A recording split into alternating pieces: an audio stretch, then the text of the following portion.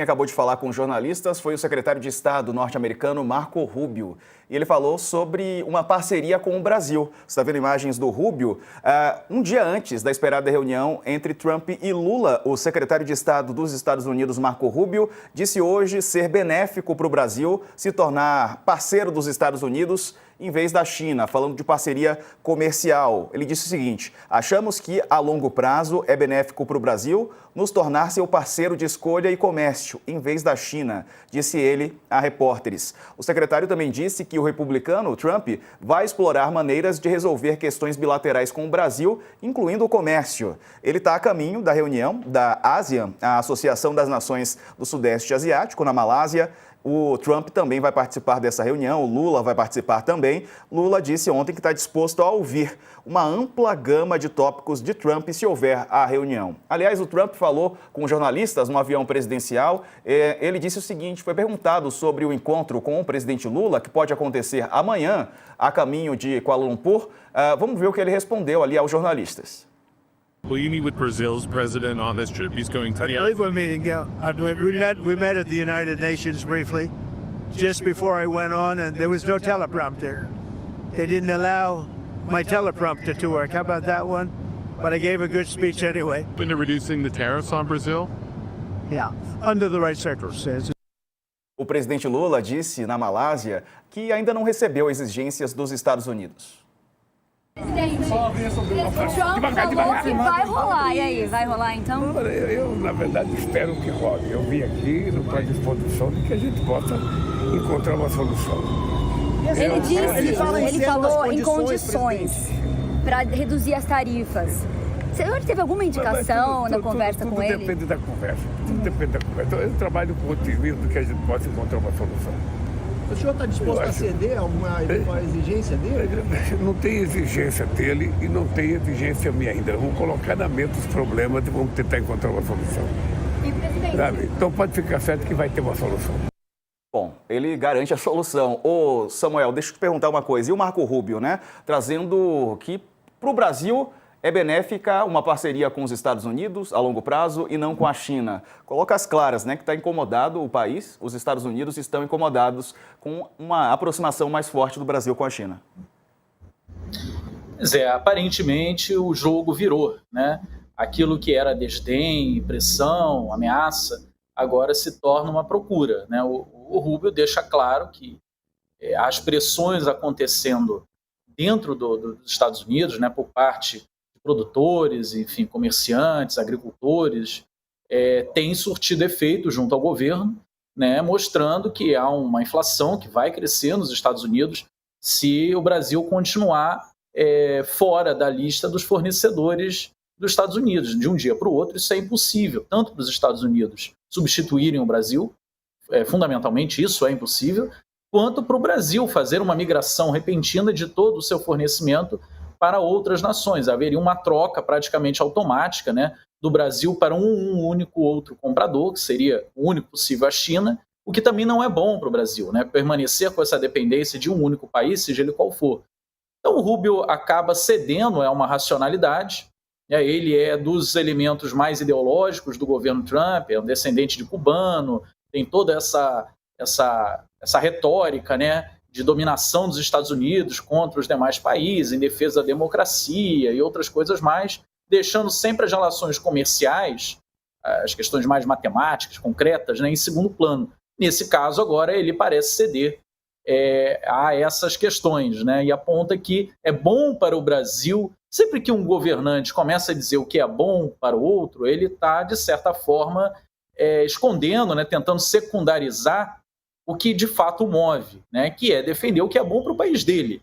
Né? O presidente Lula faz isso o tempo todo, inclusive nas suas falas. Né? Ele diz, não, estamos procurando o que é melhor para todos, estamos tentando dialogar, encontrar uma boa solução. Você dificilmente critica o outro e tenta apresentar que aquilo que você procura é bom para o outro também. Então, quando o Marco Rubio adota essa retórica, para mim, na minha interpretação, é um sinal de que ele está indo para esse encontro muito menos movido pela carga ideológica, né, que é o que ele geralmente imprime sobre o governo, e muito mais pressionado por uma necessidade de encontrar algum acordo com o Brasil. Isso, a meu ver, é um sinal bom para essa conversa de domingo. Para você, Aldo. Também concordo com o professor Samuel, acho que é um bom sinal. O Trump até agora não colocou nenhuma condicionalidade, teria que saber quais que são as condicionalidades, né? E no fundo fica claro ali que um dos problemas de fundo é a disputa pela hegemonia na América Latina, tendo em vista a forte inclinação que nas últimas décadas a região teve rumo ao comércio com a China, e particularmente o Brasil, né? E aparentemente também os Estados Unidos têm alguns interesses estratégicos em relação ao Brasil. Você fala muito nessa questão das terras raras, né?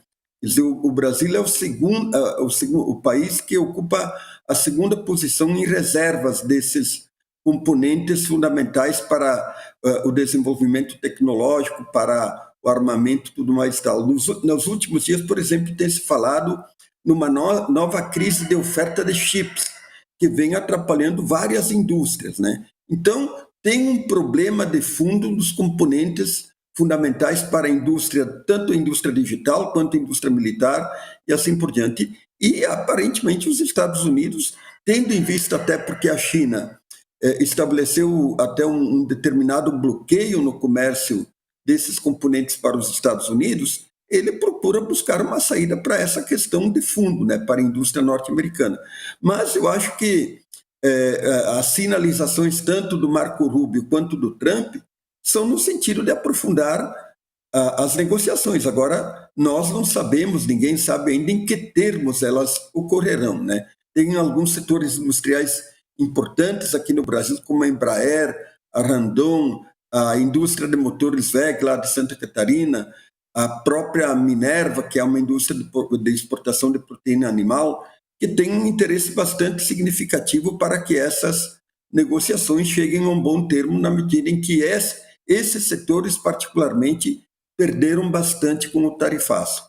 É verdade. Agora, diante disso, né, como é que fica a situação do filho do ex-presidente Jair Bolsonaro, o deputado Eduardo Bolsonaro, do PL de São Paulo, Samuel, que trabalhou por sanções, as sanções vieram, mas parece que o trabalho dele, né, foi desfeito com os Estados Unidos agora ignorando a questão ideológica, ignorando a questão da justiça brasileira, apesar das punições que são mantidas, né, a ministros do Supremo. Aliás, isso pode ser colocado à mesa de negociação pelo presidente Lula também, a Magnitsky, que é aplicada, por exemplo, ao ministro Alexandre de Moraes, outros ministros da corte, autoridades brasileiras. Bom, mas o trabalho do Eduardo parece que nadou e vai morrer na praia. Pois é. A impressão que fica é que o Lula está muito focado para essa reunião de domingo agora, depois de ter tido aquela conversa por telefone, né, em desfazer essa influência que Eduardo Bolsonaro e mais um séquito ali de bolsonaristas conseguiram imprimir nesse primeiro semestre do governo Trump, quase que falando em nome do Brasil, né, apontando que haveria uma necessidade de mudança de regime no Brasil. Nós chegamos muito perto, né, de uma atuação aberta dos Estados Unidos para a mudança de regime no Brasil. Eu digo que chegamos quase nisso, né, com uma pitada de receio, porque de fato pediram para trocar ministro do Supremo Tribunal Federal. Eu não sei se o Trump tem exatamente, né, a noção da profundidade do que ele propôs, né? Ele talvez possa pensar a troca de um juiz, o que já seria absurdo, mas o ataque que ele fez a um dos poderes do Brasil é um ataque à governança brasileira, né? Ao modelo de republicano brasileiro. Então isso tudo foi a partir da influência do Eduardo Bolsonaro. E me parece que o Lula objetiva agora, além de restabelecer relações econômicas, né, comerciais vantajosas para os dois lados e racionais, é desfazer essa influência. Portanto, criar uma relação política, diplomática, produtiva com o atual governo dos Estados Unidos.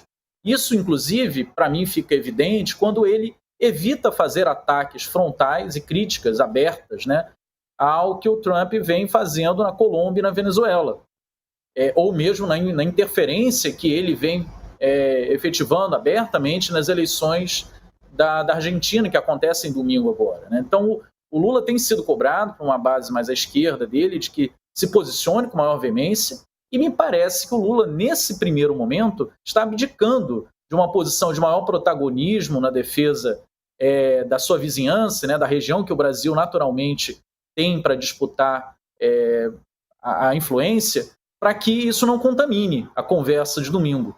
Tanto que é prevista a primeira posição do Itamaraty sobre essa situação que já dura praticamente 2 meses, né, na Venezuela, apenas para depois da conversa de domingo.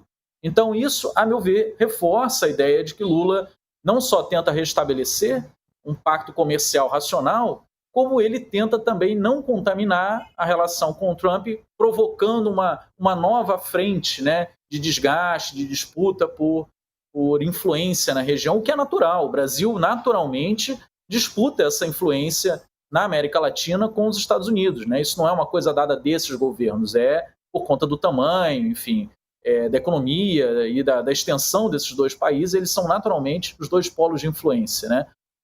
Então, eu entendo assim, o Lula objetiva desfazer os malfeitos trazidos pelo Eduardo Bolsonaro e, além disso, ele parece entender que ele já extraiu, né, dessa atuação do Eduardo Bolsonaro todos os louros possíveis, né? De fato, ele extraiu. A melhora da popularidade do Lula tem muito a ver com essa defesa do país na desastrosa atuação do Eduardo Bolsonaro, que inclusive o Centrão e alas da direita reconhecem que foi muito ruim para a popularidade de qualquer candidatura da direita, né? Isso entregou de volta ao governo uma defesa do nacionalismo, do patriotismo, e, a meu ver, o Lula entende que já surfou essa onda, já recuperou o que podia recuperar a partir dessa retórica, e agora é o momento de baixar a fervura e estabelecer relações profícuas para o ano que vem. Aldo, e você, como é que vê esse trabalho do Eduardo, né? E agora o mais ideológico dos secretários do Trump falando só sobre relações comerciais, né? Esqueceu esse lado mais ideológico da questão toda.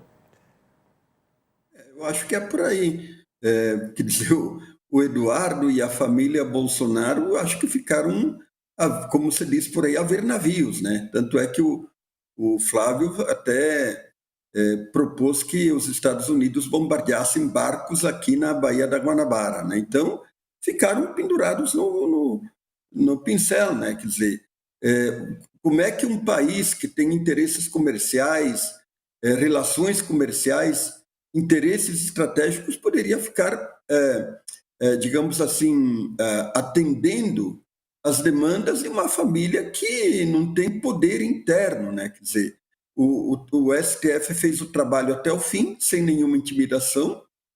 O Bolsonaro foi condenado e o Trump viu que não aconteceu nada. Então, aparentemente, venderam uma história que não tinha credibilidade, não tinha fundamento na realidade, no sentido de dizer que se o governo norte-americano fizesse algum tipo de pressão, de interferência, de punição e assim por diante, haveria concessões internas, seja do governo brasileiro ou seja do próprio STF. Não houve nada disso.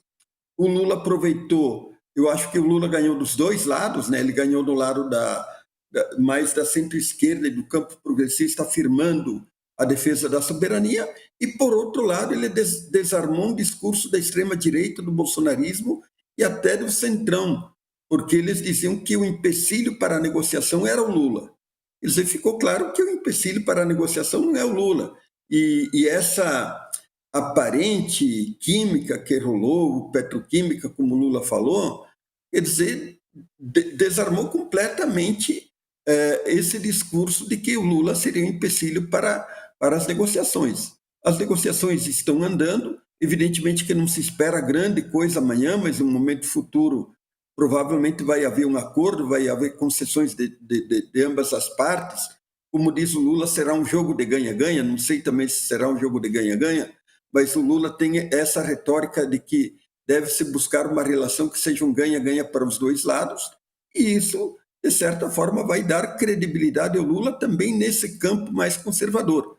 Eu acho que esse é o jogo que está sendo jogado. A conferir o que vai acontecer. A gente vai ficar de olho, é claro, amanhã no UOL News, edição especial de domingo, às 16h, estaremos aqui para te contar o que foi, é claro, se houver essa reunião entre Lula e Trump.